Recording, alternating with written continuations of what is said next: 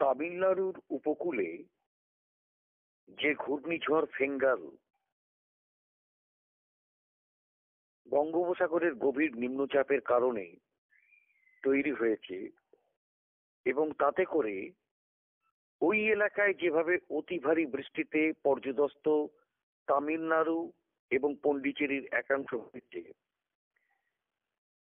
একইভাবে এদিকে কোনো প্রভাব যদিও নেই পশ্চিমবঙ্গে, কিন্তু এই বঙ্গোপসাগরে উদ্ভূত ঘূর্ণিঝড়ের কারণেতেই দেখা যাচ্ছে যে সকাল থেকেই মেঘলা আকাশ, ঝিরিঝিরি বৃষ্টি সম্পূর্ণ সুন্দরবন জুড়ে রয়েছে। এবং সবচেয়ে বড় ব্যাপার হচ্ছে যে পাকা ধানে মই হচ্ছে বলেই চাষিদের এখন মাথায় হাত পড়ে গেছে।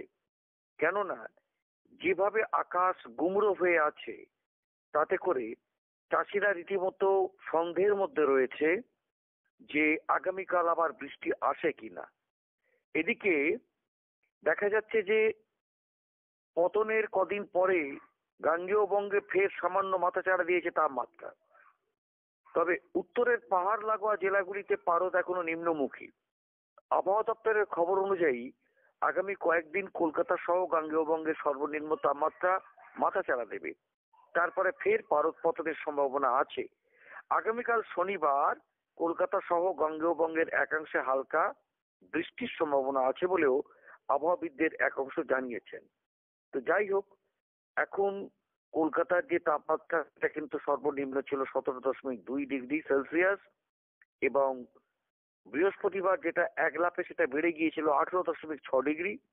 সেটা আবার কিন্তু কমবে এই বৃষ্টির পর বলেই আবহাওয়াবিদরা মনে করছেন।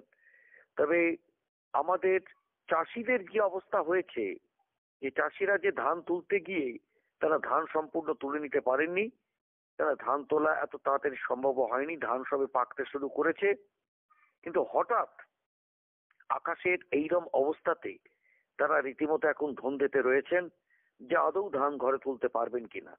দেখুন, আমাদের ক্যামেরা চলে গিয়েছে চাষিদের একদম দোরগোড়ায়, এবং সেই দোরগোড়ায় আপনি দেখতে পাবেন যে মাঠে চলে গেছে আমাদের ক্যামেরা, এবং সেখানে চাষিরা কি বলছেন তাদের মুখে একেবারে শুনুন যে কি অবস্থার মধ্যে তারা দিন গুনছেন এবং কিরকম আতঙ্কের মধ্যে আছেন যে কোনো সময় এবারে যে এই ধান যদি না বাড়িতে উঠতে পারে তাহলে তাদের কি দুর্দশাই হবে।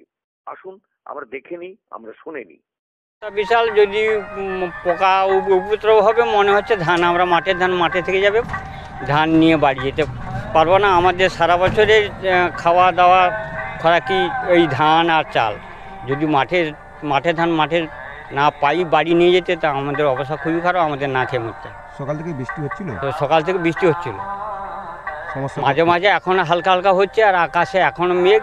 আর আজকের থেকে নাকি কালকের বর্ষা আরও বেশি হবে। যদি বৃষ্টি হয় তাহলে আমরা ধান সব মাঠের ধান মাঠে থেকে যাবে, আমরা কিছু বাড়ি নিয়ে যেতে পারবো না। তাই আমাদের চিন্তা সেজন্য আজও বর্ষার মাথায় মাঠে গিয়েছিলাম, গিয়ে কোনো রকম সেগুলোকে আরও ডাঙ্গার দিকে তুলে একটু রেখে এসেছি।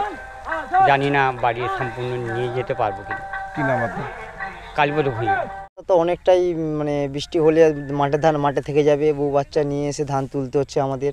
অনেক কষ্ট করে ধানকে করে চাষ করেছি, ফল কতটা পাবো বলতে পারছি না। এই যে কদিন আগে ডানা ঘূর্ণিঝড় হয়েছিল, কতটা সমস্যা পড়তে হয়েছে? সমস্যা তো অনেকটাই, ঝড় বৃষ্টিতে ধান শুয়ে গেছে, তা বাদে এই যে আবার জল বৃষ্টি, এর মধ্যে ধান পাবো কতটা বলতে পারছি না। দুশ্চিন্তাগ্রস্ত? হ্যাঁ, দুশ্চিন্তা খুবই খারাপ। কি নাম আপনার? আমার নাম বাবলু জানা।